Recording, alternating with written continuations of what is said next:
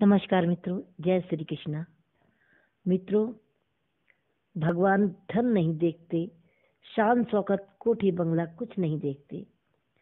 देखते हैं तो केवल बुलाने वाले का भाव और विश्वास।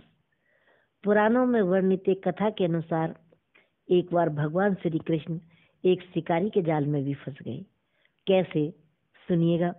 एक बार एक साधु महाराज थे और भगवान कृष्ण के बड़े प्यारे भक्त थे। जंगल में ही कुटिया बनाकर रहते थे और हर समय प्रभु का भजन किया करते थे। उन्हें कहीं न कहीं ये विश्वास था कि भगवान कभी न कभी उन पर कृपा अवश्य करेंगे, उन्हें दर्शन अवश्य देंगे। हर समय प्रभु का चिंतन, बस एक ही काम था। एक दिन की बात है कि एक शिकारी एक जंगल में आया और साधु महाराज की कुटिया देखी तो अंदर चला गया और साधु महाराज को सिर नवाकर नमस्कार किया और पूछा कि बाबा, आप यहाँ जंगल में क्या कर रहे हैं?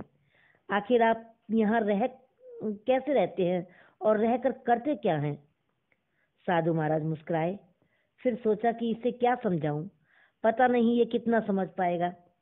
उन्होंने उसी से पूछा कि तुम यहाँ क्या करने आए हो, तुम कौन हो और यहाँ कैसे आए? तो शिकारी बोला कि बाबा, मैं तो एक शिकारी हूँ और शिकार की तलाश में यहाँ आया हूँ। तब साधु महाराज बोले कि मैं भी अपने शिकार का ही इंतजार कर रहा हूँ। अच्छा, शिकारी बोला, पर बाबा, आपका शिकार कैसा है? क्या नाम है आपके शिकार का और वो देखने में कैसा दिखता है? मुझे समझाओ, शायद मैं आपकी कुछ मदद कर सकूं। तब साधु महाराज बोले कि मेरे शिकार का नाम कृष्णा है। सांवरी सलोनी सूरत है, सांवला रंग, मधुर मुस्कान होठों पर रहती है, मोर मुकुट पहनता है, मधुर मुरली बजाता है। साधु महाराज भगवान के रूप का वर्णन करते करते आंखों से आंसू बहाने लगे। अब शिकारी बोला कि बाबा, आप तो रोने लगे, आप रोइए मत। अब मैं आपके शिकार को पकड़ कर लाऊंगा और जब तक मैं आपके शिकार को ना पकड़ कर लाऊं तब तक मैं पानी भी नहीं पीऊंगा। आप शांत हो जाइए। ये कहकर शिकारी घने जंगल में जाल डालकर एक पेड़ पर चढ़कर बैठ गया और शिकार के फंसने का इंतजार करने लगा। उसे पूरा विश्वास था कि बाबा का शिकार यहीं जंगल में ही मिल जाएगा।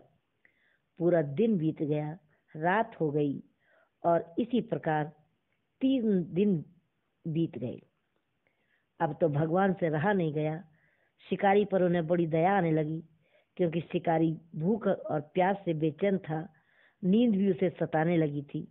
अब भगवान खुद को रोक नहीं पाए और धीमी धीमी चाल से चलते हुए, मधुर बांसुरी बजाते हुए स्वयं जाकर जाल में फंस गए। अब शिकारी को जैसे ही शिकार के फंसने का आभास हुआ, तुरंत ही पेड़ से नीचे उतरा और भगवान को देखते ही वही रूप जो साधु महाराज ने बताया था, अब तो खुशी से चिल्लाने लगा कि मिल गया बाबा, मिल गया आपका शिकार, मिल गया। बड़ी मुश्किल से हाथ लगा है, अब मैं इसे नहीं छोड़ूंगा। और जाल में फंसे हुए भगवान को जाल समेत कंधे पर बिठा लिया। साधु महाराज की कुटिया की तरफ चिल्लाता हुआ चल पड़ा, बाबा मिल गया, बड़ी मुश्किल से मिला है आपका शिकार। साधु महाराज के द्वार खटखटाया। साधु बाबा ने दरवाजा खोला और शिकारी के कंधे पर जाल में भगवान श्री कृष्ण को फंसा हुआ पाया। ये देखकर साधु महाराज चकित रह गए। कुछ नहीं सूझा। झट शिकारी के पैर पकड़ लिए और बोले, शिकारी तो शक पका गया। बाबा, ये क्या कर रहे हो? शिकारी बोला। लो, पकड़ो अपना शिकार को। साधु बोला, भगवान, मैंने हर यत्न किया आप पर, आप मुझे नहीं मिले और आज मिले हो तो इस शिकारी की वजह से। भगवान मुस्कुराए और बोले कि इस शिकारी का विश्वास तुम्हारे विश्वास से बहुत ज्यादा था और मैं तो भक्तों के अधीन हूँ। शिकारी हैरानी से दोनों को देख रहा था। साधु की आंखों से आंसू बह रहे थे, परंतु तुम्हारी भक्ति भी कम नहीं थी। तुम्हारे दर्शन से ही ये शिकारी मुझे 3 दिन में ही प्राप्त कर पाया। मैंने जब इसे भूखा प्यासा, नींद से परेशान देखा तो मैं अपने आप को रोक नहीं पाया और इस प्रकार साधु और शिकारी दोनों ने ही भगवान के खूब दर्शन किए और दोनों का कल्याण हो गया, दोनों ने सद्गति पाई।